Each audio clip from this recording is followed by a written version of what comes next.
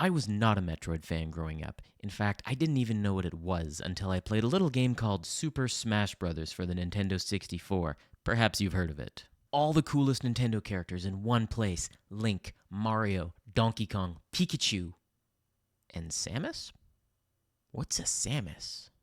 Why was I not aware of this badass cyborg dude that shoots missiles and has a laser gun? I played Samus a ton, and I knew that whatever game he's from must be sick. Well, fortunately for me, Smash Bros. Included a menu where you could learn more about the characters. Samus Aran is the toughest bounty hunter in the galaxy. Oh, hell yeah, brother. Using a special suit powered by the technology of the bird people allows her to...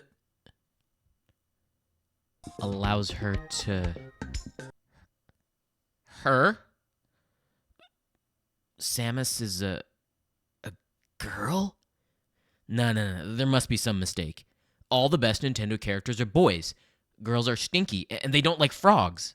Now, I know, just cut me some slack. I was like 7.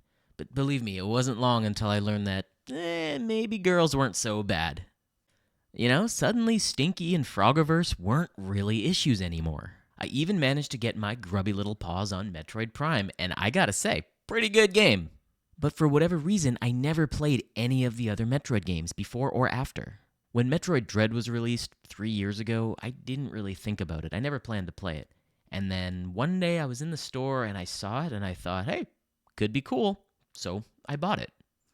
For how much, I dare not say, because I told my girlfriend it was on sale. It was not. So before she has time to think about what I just said, let's get right into it.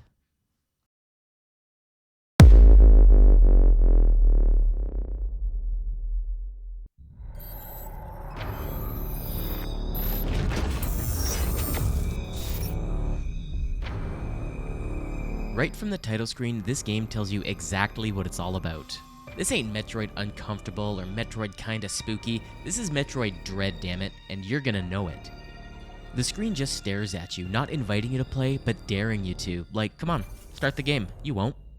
The background music is this menacing siren with this creepy synth melody behind it. 10 out of 10 so far, no notes. Metroid Dread is chronologically at the very end of the current Metroid timeline. Samus is on her way to ZDR, a planet believed to be infested with X-parasites, a dangerous organism capable of absorbing and replicating the DNA of its host. Thought to be extinct, the X pose a unique threat that only Samus can answer, due to the Metroid DNA she carries, courtesy of a vaccine she received after a near-fatal infection of the X-parasites. Before Samus's arrival, the Galactic Federation dispatched 7 EMI, or Extraplanetary Multiform Mobile Identifiers, to eliminate the X. These powerful research robots are equipped to extract DNA and handle extreme conditions, but shortly after deployment, communication with the EMI was lost. Looks like we're getting interstellar travel before a competent government, eh fellas? Samus arrives on ZDR at the entrance to an underground facility. Her AI companion Adam advises that her first priority should be to establish a connection to the facility's network so that the two of them can maintain communication. Adam makes a point of addressing Samus as Lady twice, which I assume is just to inform the player that she is in fact a woman. But using lady at the end of the sentence sounds kind of condescending, like how you'd talk to an angry middle-aged woman berating a retail employee. You know, like, I don't know what to tell you, lady, the sweater's not on sale. Anyway, as soon as Samus steps off the elevator, she's ambushed by a yet unnamed Chozo warrior. The two immediately begin fighting, and it's clear that Samus, powerful as she may be, is totally outmatched. The Chozo is stronger, faster, and nearly impervious to Samus's attacks. The Chozo grabs Samus and lifts her off the ground. There's a great little animation here where we see her reach out helplessly before cutting to a close-up of her face. And we can see the fear in her eyes, dare I say it, the dread, as she's blasted into next week. We join Samus once more, still alive but in a much weaker version of her power suit. That's sort of a recurring theme in Metroid games. Samus begins the game with all of her abilities, but they're quickly taken away, kind of giving you a preview of the power that you're working towards. Metroid Dread takes place on planet ZDR, which has 9 distinct areas, though most of the game takes place in just 6 of them. There's Arteria, Cataris, Dyren, Berenia, Furenia, Gavarin, Elune, Hanubia, and Etorish. To progress between areas, Samus will have to open locked doors, defeat enemies and avoid environmental hazards, and discover new abilities. Of course, progression isn't linear. This is a Metroid game after all. It's more like this. Samus begins in Arteria, where she learns, among others, the Spider Magnet ability, which lets her climb on these blue magnetic surfaces. That allows her to cross this room leading to the elevator to Cataris, where you need to activate these thermal flow systems to open doors and get to Dyren. Then in Dyren, you find a power-up called the Wide Beam, which allows the power beam to shoot 3 projectiles at once. Now back in Cataris, you can push blocks like this one, which you would have already seen. Now you can get to an area that you previously couldn't, where eventually you'll find another ability, so you get the idea. It's up to the player to figure out when and how to use that new ability. Our little friend Adam, the AI companion, will sometimes orient us in the right direction or give us a bit of exposition. Abilities such as the grapple beam or space jump will help you maneuver underwater to an extent. Find them But mostly what he does is tell us we suck and that he hates us. I have reviewed the video log of your encounter after your arrival. You were no match for him then. You are no match for him now. It is true that you have recovered many of your combat abilities. However, my analysis suggests that you would not be a worthy adversary for him, not even at full power. Well, Adam, do you know who else they said that about? Twice? This genre of game is called a Metroidvania, so named for the 2 franchises that popularized it, Metroid and Castlevania. This type of word is called a portmanteau. I think the French came up with it.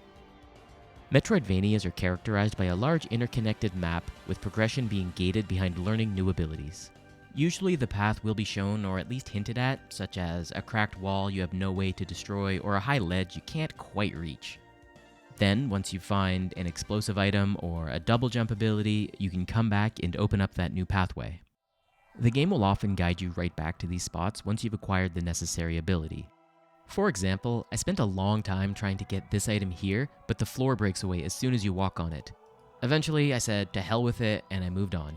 Shortly after, I learned the flash shift ability, which allows Samus to instantly dash forward a short distance. The game then has me backtrack right past the item I couldn't get before, giving me a practical, low-stakes use for my new ability.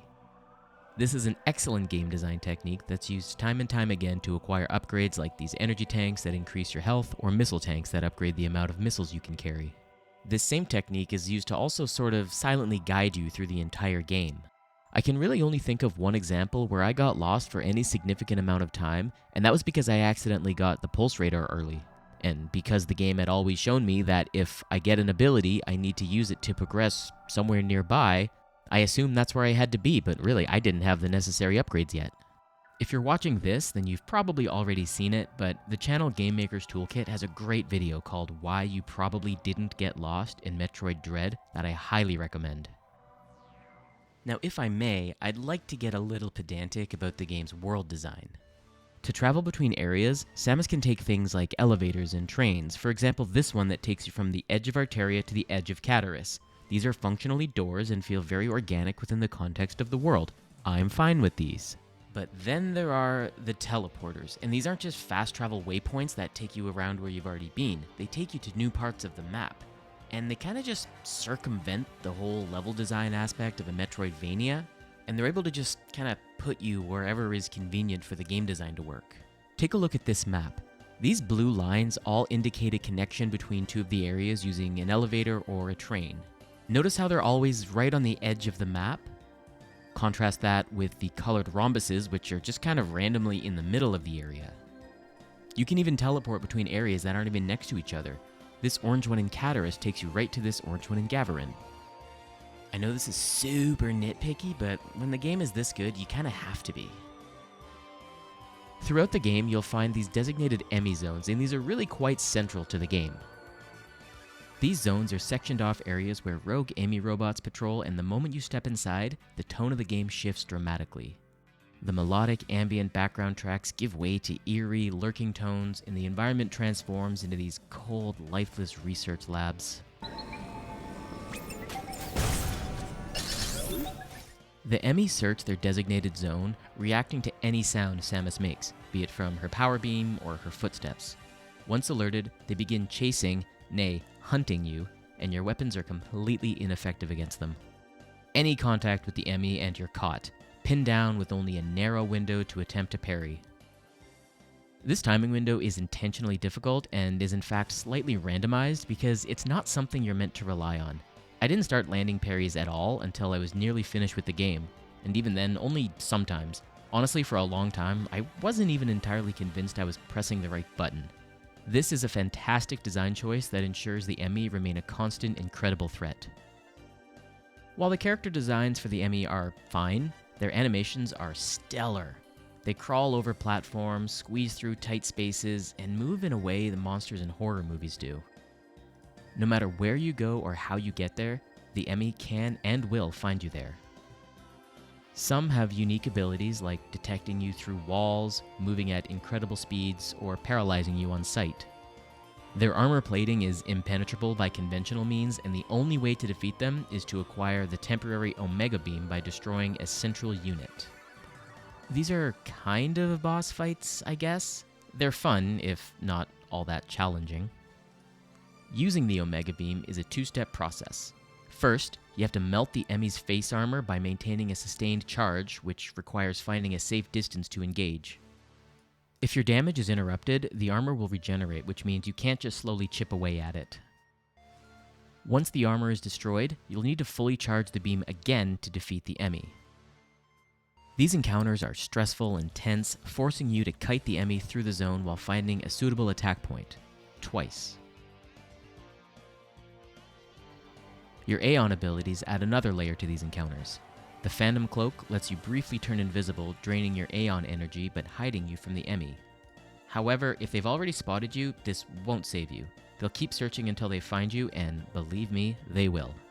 Later abilities like the Flash Shift give you more mobility, allowing you to dash away quickly and evade capture. When you finally defeat an Emmy, Samus is able to absorb its powers and learn a new ability. Before you can actually defeat any given Emmy, you'll need to pass through that zone a few times, and your only option is to run. It gives you this feeling of helplessness that's a great contrast to the other parts of the game where you're just blasting everything into oblivion. Definitely a highlight of the game for me, even if it didn't always feel like it. Alright bozos, this is your spoiler warning, so skip ahead to the review chapter if you don't want to know what happens. I've never done one of these, so I don't know what the appropriate amount of time to wait is, so here it comes. Well. So it turns out our little buddy Adam, the AI chatbot who we thought was helping us, was actually secretly leading us down a path of self-destruction. Good thing nothing like that could ever happen in real life, eh fellas? So remember this dude? Yeah, surprise, he's the big bad. His name is Ravenbeak, and he's been speaking to us through Adam. Though for how long is a little ambiguous. Could be just in this scene, could be since we arrived on ZDR, could be somewhere betwixt. So this now leads us into the final boss battle, and oh my god, what a banger. One of the coolest things about this boss fight is that he's not some giant monster or some demon lord from another dimension or anything like that. He's just a bigger, faster, stronger, better version of you. We quickly learn that Adam wasn't just breaking our balls. The first few attempts, I definitely felt like I was no match for Ravenbeak. A good boss fight should test every ability that the character has learned and every skill that the player has acquired, and this one does that magnificently. It really feels like the culmination of Samus's arduous journey to get to this point.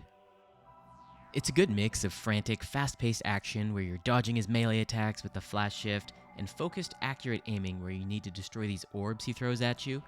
You even need to hit some parries, and then you get these awesome camera angles like when you're using the Omega Beam against an Emmy. It's a nice little tie-in. Eventually he'll spread his wings and take to the air, blasting you with these massive charge beam attacks, one of which he'll shoot in a big circle all around the room, and you have to use the gravity jump to outrun it. It took me a lot of attempts to get out of this phase with enough health to even think about winning the fight. Every attack does so much damage that there's not really any part of the fight you can face tank, You really do have to just do the mechanic. Whenever you parry one of his attacks, the game gives you a moment to get some free hits in, and this is where most of your damage is going to come from. And during these times, it's kind of like a cutscene, but you can still shoot like a QuickTime event, and they're so badass. I mean, just look at this. It's like ripped right out of a Dragon Ball Z episode. It might even be cooler than Dragon Ball Z. Chat, do we deserve a Metroid TV show? My goodness, what a game. Metroid Dread is friggin' incredible. The movement controls are precise and responsive, aiming feels very natural, you can aim in all directions while running or use a stationary aiming mode for more precision. What's really great about this is how it's animated. It's so smooth. Samus won't turn around fully to aim behind her, but she'll twist her body in a way that looks very natural, and of course she always rotates her head to look at where she's aiming. This is done with something called IK, or inverse kinematics, which is a way of animating characters by moving, say, a hand and using fancy math to calculate how the rest of the joints would move to accommodate that. It's used in games to create real-time animations so that you don't have to keyframe every single pose, and feels a little more organic. This isn't new by any means, and in fact it's extremely common, but it's just done so incredibly well here that I wanted to give it a bit of attention. You can shoot your power beam rapidly or charge it by holding down the button. Another thing that's super impressive is how you can shoot while doing just about anything, be it sliding through a small corridor, climbing on these magnetic surfaces, hanging with the grapple beam. It's like every limb is individually controlled. And this is all true, of course, for Samus's iconic missiles, which are the optimal way to deal with larger enemies and especially bosses. That being said, the moveset is a little bloated. Every ability has a purpose, but there are a lot of them. They did do a very good job of making sure that every ability has practical mechanical uses rather than just being glorified checkboxes. Because you have so many abilities, you end up with these corded actions that require up to 3 buttons to use. Abilities like the Storm Missile, where you have to aim with L, switch to rocket mode with R, then use the left stick to select your targets, then press Y to shoot. Then there's the Shine Spark, where you need to click the left thumbstick while running to begin sprinting, then after a short distance you can press down to store a Shine Spark, then press B with a directional input to blast in that direction. This might more be on the assness of the Switch controllers, but it was really frustrating at times. There's a parry system too that I don't think I ever used, but that's on me for having the reflexes of a toddler. You can even do melee attacks for damage if you parry while running, but I genuinely don't think I even tried hitting anything with it. Something that I really didn't like was these blocks that have colors and icons telling you exactly which ability is needed to destroy them. I hate this. The only thing you have to figure out is whether or not you have the right ability yet. The block's visual design clashes with the game's natural environments. In a word, it's very gamey, if you will.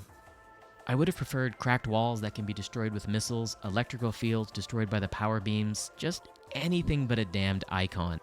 It robs the player of the agency to figure it out for themselves. Again, antithetical to the Metroidvania philosophy. There are some great visual storytelling elements, like in Dairon where you find this giant lizard thing with these machines probing it. I knew immediately that I'd end up fighting it, which we do, and it's probably the best boss fight in the game, aside from Ravenbeak. The monster design is fantastic, the background looks great. There's so much to avoid and so many attacks to learn. It's pretty difficult at first, but the attacks are all telegraphed well enough that once you know what to look for, they're pretty easy to handle. You have to run and jump and aim and shoot so precisely, and you feel like such a badass. But it really only works as well as it does because of how well the game is programmed. If the game had clunky movement controls, this would be a nightmare. The hardest part of the fight was this Flappy Bird section here. Even after I got pretty good at every other part, this one still took me quite a few attempts. There's another great part where you're descending down the caverns at the bottom of Cataris, and you can hear the roaring of some monstrous creature as you approach.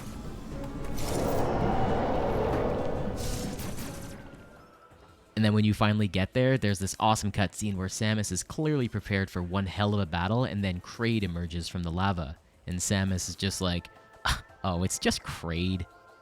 If you don't know, Kraid is a recurring boss fight in Metroid games, and he's been bonked before, he'll be bonked again. And look at this absolute disrespect. Man, Samus is so cool. I'm also a huge fan of these small graphical flourishes of flavor that a lot of people might not even notice. There are these fans that push you backwards, and shooting missiles at them blows the missiles away rather than just having them explode when their velocity zeroes out. Or during your first trip to Berenia, there's this shark that attacks the glass. I'm not gonna lie, it gave me a little bit of a spook.